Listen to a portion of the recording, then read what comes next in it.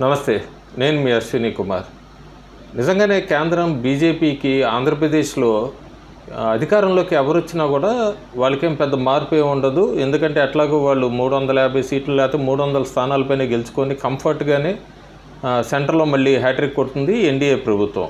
అది వైఎస్ఆర్సీపీ గెలిచినా టీడీపీ గెలిచినా పెద్దగా ఒరిగేదేమీ లేదు. కాకపోతే వాళ్ళ పొత్తులో తెలుగుదేశం పార్టీ జనసేనతో కలుపుకొని ఎన్ని ఎంపీ స్థానాలు గెలవగలము అన్నదే వాళ్ళకి అక్కడ కీలకం. ఆంధ్రప్రదేశ్లో మళ్ళీ మధ్య ఎంపీ స్థానాలు గెలుచుకొని పార్లమెంట్లో బీజేపీ తరఫున అడుగు పెట్టాలన్నదే ముఖ్య ఉద్దేశం కనబడుతోంది. ఒక పక్క ఈ మధ్య మీడియాలో విన్నట్టుగా ఆర్ఎస్ఎస్ వాళ్ళు జగన్ మీద ఆగ్రహం వ్యక్తం చేశారు ప్రధానమంత్రి నరేంద్ర మోడీ దగ్గర. అందుకే మోడీ జగన్ మీద ఆగ్రహంగా ఉన్నారు, అందుకే పొత్తు పెట్టుకున్నారు టీడీపీతో అన్న వస్తున్న కథనాల్లో ఏమాత్రం నిజం లేదు. అట్లాగే జగన్ క్రిస్టియన్ మిషనరీస్కి బాగా మద్దతు తెలుపుతున్నాడు అన్నది ఎంత నిజం ఉందో వాదం. అట్లాగే చంద్రబాబు నాయుడు కూడా ముస్లిం వర్గాలకి లోపాయిగారిగా కొన్ని చేయబోతున్నారు.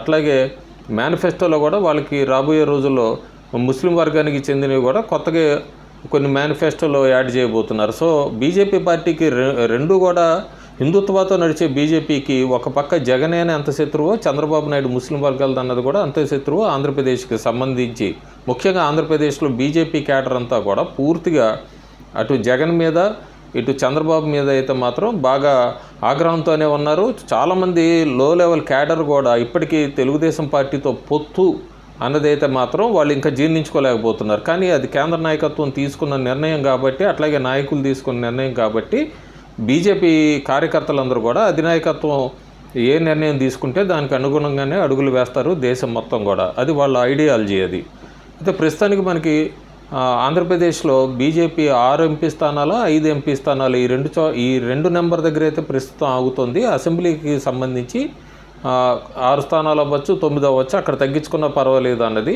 కాకపోతే పార్లమెంటు స్థానాలకు సంబంధించి అయితే మాత్రం 5 లేదా 6 అనే నెంబర్ దగ్గర అయితే మాత్రం క్లియర్గా ఎక్కడా కూడా తగ్గట్లేదు బీజేపీ.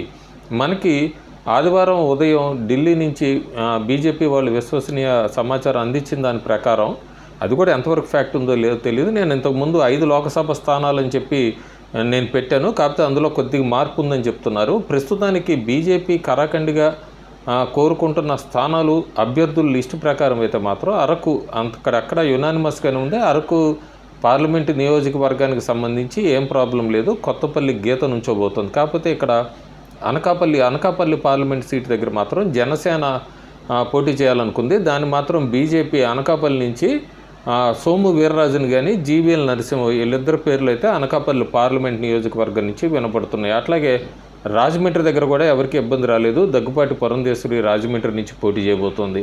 బీజేపీ అంతకుముందు గత 2 నెలల కిందటైతే విజయవాడ నుంచి కూడా పోటీ చేయాలనుకుంది. సుజనా చౌదరిని ప్రత్యక్ష రాజకీయాల్లోకి తీసుకురావాలనుకుంది. కాకపోతే ప్రస్తుతం ఏలూరుకి సంబంధించి ఏలూరు అడుగుతున్నారు. ఏలూరులో సుజనాని కానీ తపనా చౌదరిని వీళ్ళిద్దరిలో ఎవరో ఒకరిని ఏలూరు నుంచి బరిలోకి దింపాలనే ఆలోచనలో ఉన్నట్టున్నారు. విజయవాడ పార్లమెంట్ నియోజకవర్గాన్ని అయితే డ్రాప్ అయిపోయినట్టే. సో అక్కడ కూడా పెద్ద కాంపిటీషన్ లేదు. అట్లాగే రాజంపేటకు సంబంధించి అయితే లైన్ క్లియర్ అయినట్టే. మాజీ సీఎం కిరణ్ కుమార్ రెడ్డి బీజేపీ తరఫున పోటీ చేయబోతున్నారు రాజంపేటలో. ఇంకా మిగిలిన తిరుపతి నుంచి కూడా బీజేపీ వదులుకున్నట్టుగానే చెప్తున్నారు. ఎందుకంటే హిందూపూర్ మీద ఫోకస్ పెట్టినట్టుగా. హిందూపురంలో మాత్రం సత్యకుమార్కి దాదాపుగా ఫైన్ అయినట్టుగా చెప్తున్నారు. సో మొత్తం మీద అరకు, అనకాపల్లి, రాజమండ్రి, ఏలూరు, రాజంపేట, హిందూపురం వీటి మీదే ఇక్కడ ఈ 5 అయితే కన్ఫర్మ్ అయినట్టుగా చెప్తున్నారు. ఏలూరు దగ్గర మాత్రం ఇంకా ప్రతిష్టంభన నడుస్తుందని చెప్తున్నారు. నాకు ఆదివారం ఉదయం నాకు ఢిల్లీకి సంబంధించిన ఒక బీజేపీ నాయకులు నాతో మాట్లాడిన దాని ప్రకారం నేను వీక్షకులకి షేర్ చేసుకుంటున్నాను. Thank you.